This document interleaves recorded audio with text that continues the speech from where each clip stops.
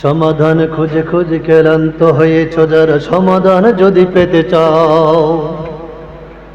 সমাধান খুঁজে খুঁজে ক্লান্ত হয়েছ যারা, সমাধান যদি পেতে চাও।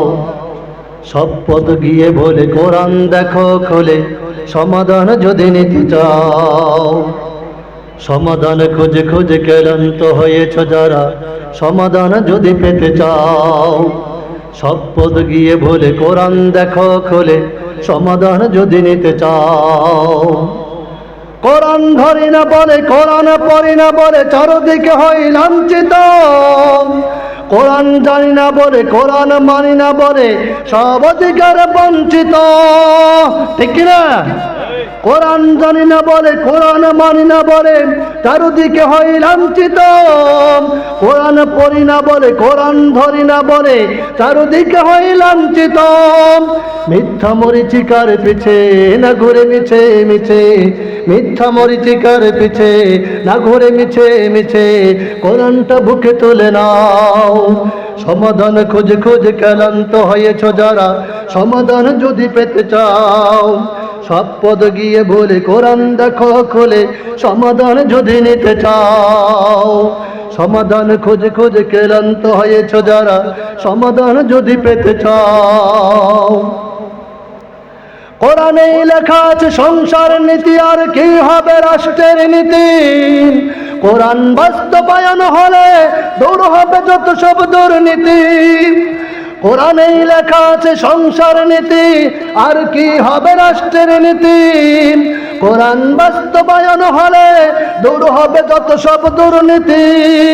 তাই মিথ্যা মরিচিকার পিছে না ঘুরে মিছে মিছে, মিথ্যা মরিচিকার পিছে না ঘুরে মিছে মিছে, কোরআনটা বুকে তুলে নাও। সমাধান খুঁজে খুঁজে ক্লান্ত হয়েছ যারা, সমাধান যদি পেতে চাও। সব পদ গিয়ে বলে কোরআন দেখো খুলে, সমাধান যদি নিতে চাও। সমাধান খুঁজে খুঁজে ক্লান্ত হয়েছ যারা, সমাধান যদি নিতে চাও। সব পদ গিয়ে বলে কোরআন দেখো খুলে, সমাধান যদি পেতে চাও। সম্মানিত ভাইরা আমার, আমরা যারা সমাজে বসবাস করি, আমরা প্রত্যেকেই চলার পথে অনেককেই বন্ধু হিসেবে গ্রহণ করে নেই। আমরা যদি কোরআনুল কারীম থেকে তালাশ করি, সুন্নাহ থেকে তালাশ করি যে আমরা কাকে বন্ধু হিসেবে গ্রহণ করতে পারবো, আমরা কোরআন থেকে পেয়ে যাই এই পৃথিবীতে মুমিন বান্দা বন্ধু হিসেবে গ্রহণ করতে পারবে তিনজনকে। বলি সুবহানাল্লাহ। আল্লাহ রাব্বুল আলামিন জানিয়ে দিয়েছেন, ও বান্দা তোমরা শোনো, এই পৃথিবীর জমিনে তোমরা যদি কাউকে বন্ধু হিসেবে গ্রহণ করতে চাও, প্রথম তোমাকে বন্ধু হিসেবে গ্রহণ করা লাগবে আল্লাহ রাব্বুল আলামিনকে। 2 নম্বর বন্ধু হিসেবে গ্রহণ করা লাগবে তোমার রাসূলকে। আর 3 নম্বর বন্ধু হিসেবে গ্রহণ করতে পারবে মুমিন বান্দা হিসেবে একজন মুমিনকে। সুবহানাল্লাহ। আমরা বললাম আল্লাহ রাব্বুল আলামিন তোমার সাথে বন্ধুত্ব করতে চাই, তোমাকে বন্ধু হিসেবে গ্রহণ করতে চাই। তোমাকে বন্ধু হিসেবে গ্রহণ করতে গেলে কি করা লাগবে একটু বলে দাও, বলে দাও। আল্লাহ রাব্বুল আলামিন বললেন, গোলামেরা তোমরা যদি আমি আল্লাহকে বন্ধু হিসেবে গ্রহণ করতে চাও, শর্ত মানতে হবে 4টা। আমরা বললাম আল্লাহ সেই শর্তগুলি কি? আল্লাহ রাব্বুল আলামিন বলেন, বান্দা আমি আল্লাহকে বন্ধু হিসাবে পেতে হলে প্রথম নাম্বার শর্ত হলো আমি যে কুরআনুল কারীম নাজিল করেছি এই কুরআনুল কারীম তোমাকে পড়তে হবে। সুবহানাল্লাহ। কেন কুরআনুল কারীম পড়ব?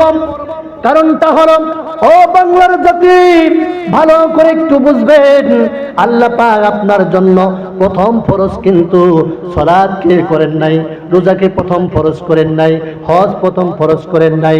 সর্বপ্রথম আল্লাহ রাব্বুল আলামিন যেই ফরজটা করেছেন সেটা আল্লাহ রাব্বুল আলামিন আল্লাহর হাবিবের উপরে প্রথম যে আয়াত নাজিল করছেন তার মাধ্যমে তুলে ধরলেন, ইকরা বিসমি রাব্বিকাল্লাযী খালাক পড়ো তোমার রবের নামে, যিনি তোমাকে সৃষ্টি করেছেন সেই রব্বে কারীম বলেন, গোলামেরা আমি আল্লাহকে বন্ধু হিসাবে পেতে হলে প্রথম শর্ত মেনটেন করা লাগবে, তোমাকে কোরআন পড়তে হবে।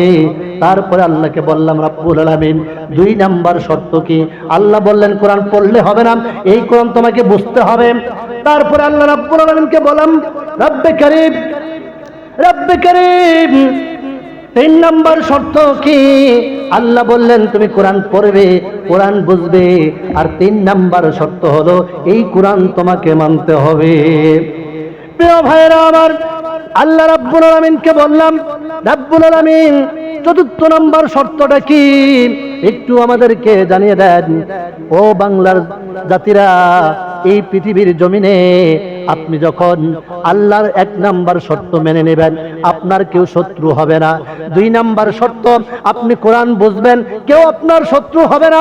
আপনি কোরআন পড়বেন, শত্রু খুঁজে পাবেন না। কোরআন আপনি বুঝবেন, আপনি শত্রু খুঁজে পাবেন না। ব্যক্তি জীবনে আপনি কোরআন মানবেন, আপনার কোনো শত্রু আসবে না।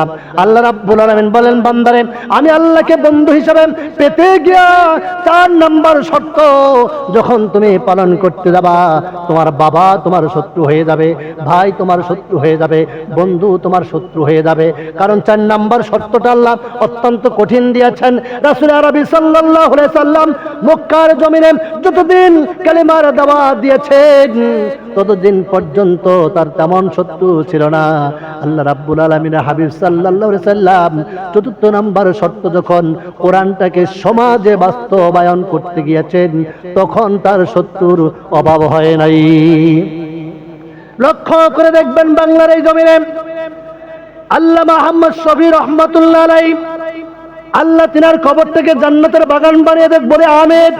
প্রিয় ভাইয়ের আমার, তিনি সারাটা জীবন কোরআনের দাস দিয়েছেন, হাদিসের দাস দিয়েছেন।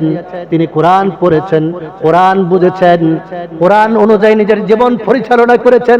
তার কোনো শত্রু ছিল না, তার কোনো শত্রু দাঁড়িয়ে যায় নাই। যখন তিনি বুঝতে পারলেন আল্লাহকে বন্ধু হিসাবে পেতে হলে আমাকে এই কোরআন এই জাতির সামনে প্রতিষ্ঠিত করে রাখবে, জাতিকে মানাতে হবে। সমাজ এবং রাষ্ট্রে কোরআন বাস্তবায়ন যখন করার ঘোষণা আল্লামা আহমদ শফি দিয়েছেন, বাংলার আবু জেহেলেরা আহমদ শফির নাম তখন পরিবর্তন করে দিয়া তিনাকে তেতুল হুজুর নামে তারা আখ্যা দিয়েছিল। চিৎকার মেরে বলি নাউজুবিল্লাহ। তাহলে আপনি আল্লাহকে বন্ধু হিসাবে গ্রহণ করতে গেলেন 1 নাম্বার শর্ত মানতে হবে, আল্লাহর কোরআন পড়তে হবে। 2 নাম্বার আল্লাহর কোরআন আপনাকে বুঝতে হবে। 3 নাম্বার আপনাকে আল্লাহর কোরআন মানতে হবে। আর 4 নাম্বার শর্ত হলো আল্লাহর এই জমিনে সমাজ এবং রাষ্ট্রে কোরআন বাস্তবায়ন করা লাগবে। আল্লাহ সুবহানাহু ওয়া তাআলা আপনাকে আমাকে 1 নাম্বার বন্ধু আল্লাহকে গ্রহণ করতে হলে যে 4টি শর্ত মানতে হবে, এই 4টি শর্ত মেনে 1 নাম্বার বন্ধু আল্লাহকে যেন আমরা গ্রহণ করে নিতে পারি। আল্লাহ সেই তৌফিক দান করুন, বলুন আমিন।